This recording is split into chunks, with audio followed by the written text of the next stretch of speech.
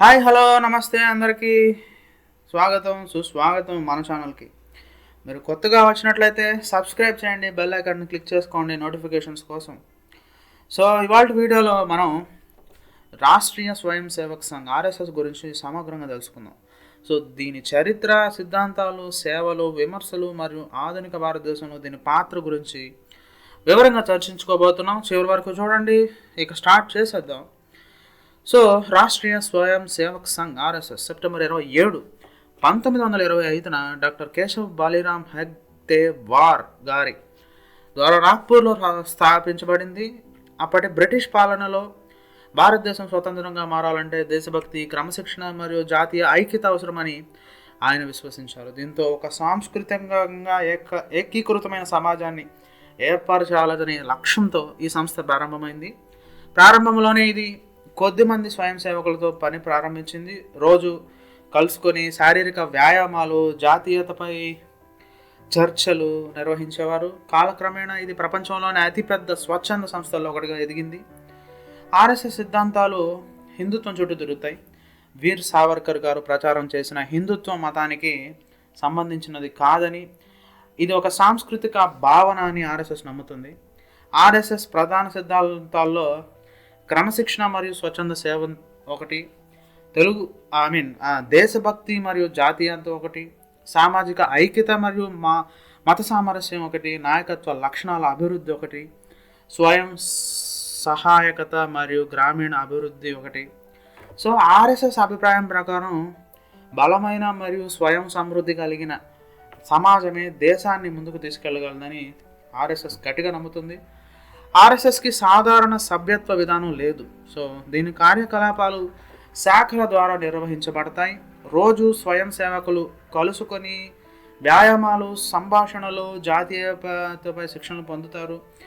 So ఇందులో ముఖ్యమైన పదవులు చూసుకుంటే సర్ సంఘ్ చాలక్, ఆర్ఎస్ఎస్ చీఫ్ అంటారు. సో ఈ సంస్థ యొక్క గౌరవనీయమైన నాయకుడు ఆయన. ఇక సర్కార్యవాహ్, ప్రధాన కార్యదర్శి. సో రోజువారీ కార్యకలాపాలను పర్యవేక్షించే వ్యక్తి ఈయన. సో ప్రాంత ప్రచారక్ అంటే రాష్ట్ర అధ్యక్షుడు, ప్రాంతీయ కార్యకలాపాలను నిర్వహించేవారు ఈయన. సో ఇప్పటికే 55,000కి పైగా ప్రాంతాలలో ఆర్ఎస్ఎస్ తన కార్యకలాపాలను విస్తరించింది. ఆర్ఎస్ఎస్ స్వతంత్ర పోరాటంలో ప్రత్యక్షంగా పాల్గొనలేదు, కానీ దాని సభ్యులు భారత జాతీయ ఉద్యమంలో కీలక పాత్ర పోషించారు. 1947లో దేశ విభజన సమయంలో ఆర్ఎస్ఎస్ అనేక శరణార్థ శిబిరాలను ఏర్పాటు చేసి వేలాది కుటుంబాలకు ఆహారం, ఆశ్రయం మరియు రక్షణ కల్పించింది. ఆర్ఎస్ఎస్ అనేక సేవా కార్యక్రమాల్లో పాల్గొంటుంది. ఆపత్కాల సేవా కార్యక్రమాలు, భూకంపాలు, వరదలు మరియు మహమ్మారిల సమయంలో సహాయక కార్యక్రమాలు చేస్తుంది. విద్యాభివృద్ధి, వేలాది పాఠశాలలు మరియు కళాశాలలను నిర్వహించడం, ఆరోగ్య మరియు శుభ్రత కార్యక్రమాలు, రక్తదానం, గ్రామీణ ఆరోగ్య కార్యకలాపాలు నిర్వహించడం, గోరక్షణ మరియు పర్యావరణ పరిరక్షణ. సో ఇవన్నీ ఆర్ఎస్ఎస్లో ప్రాముఖ్యతనిచ్చే కార్యక్రమాలుగా నిర్వహించడం మనం చెప్పుకోవచ్చు. ఇకపోతే ఆర్ఎస్ఎస్ ఆధ్వర్యంలో ఏర్పడిన కొన్ని ప్రముఖ సంస్థలు, మొట్టమొదటిగా Bharatiya Janata party. So BJP దేశంలో పాలనలో ఉన్న ప్రధాన రాజకీయ పార్టీ.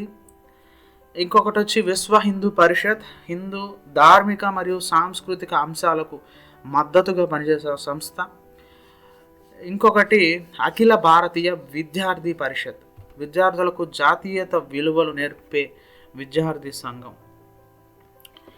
ఇక భారతీయ మజ్దూర్ సంఘ్, కార్మికుల సంక్షేమాన్ని పెంపొందించేందుకు పనిచేసే సంఘం ఇది. సో ఇవి ముఖ్యంగా ఉన్నవి. ఇకపోతే ఆర్ఎస్ఎస్పై తరచూ వివాదాస్పద విమర్శలు వస్తూ ఉంటాయి. వాటిల్లో రాజకీయ ప్రభావం అంటే ఆర్ఎస్ఎస్ ప్రభుత్వంపై అధిక ప్రభావం చూపుతుందనే ఆరోపణలు ఉన్నాయి. మతపరమైన వివాదాలు అంటే ఇది హిందుత్వ భావజాలాన్ని మాత్రమే ప్రోత్సహిస్తుందని విమర్శలు వస్తుంటాయి. సో తీర్పులు మరియు నిషేధాలు, మహాత్మా గాంధీ హత్య తర్వాత 1948లో ఆర్ఎస్ఎస్ను భారత ప్రభుత్వం నిషేధించింది. ఇకపోతే ఈరోజు కూడా ఆర్ఎస్ఎస్ భారత రాజకీయ, విద్య మరియు సామాజిక రంగాల్లో కీలక పాత్ర పోషిస్తుంది. ఇది యోగా మరియు ఆయుర్వేదాన్ని ప్రోత్సహిస్తుంది. డిజిటల్ ఇండియా మరియు స్వయం సమృద్ధిని బలోపేతం చేస్తుంది. గ్రామీణాభివృద్ధి కార్యక్రమాలను నిర్వహిస్తుంది. మహిళా సాధికారత కోసం అనేక కార్యక్రమాలు చేపడుతుంది. సో ఇది ఫ్రెండ్స్ ఇవాల్టి టాపిక్. ఆర్ఎస్ఎస్ అనేది శక్తివంతమైన మరియు వివాదాస్పదమైన సంస్థ, కానీ దాని ప్రభావాన్ని కాదనలేము. మీ అభిప్రాయంలో మనకి కామెంట్లో తెలియజేసేయండి. ఆర్ఎస్ఎస్ గురించి మీ అభిప్రాయం ఏంటి కమెంట్స్లో చెప్పండి. వీడియో నచ్చితే లైక్ చేయండి, షేర్ చేయండి, సబ్స్క్రైబ్ చేయండి, బెల్ ఐకాన్ని క్లిక్ చేసుకోండి నోటిఫికేషన్స్ కోసం. నెక్స్ట్ వీడియోలో కలుసుకుందాం. అప్పటి వరకు థ్యాంక్ యూ సో మచ్.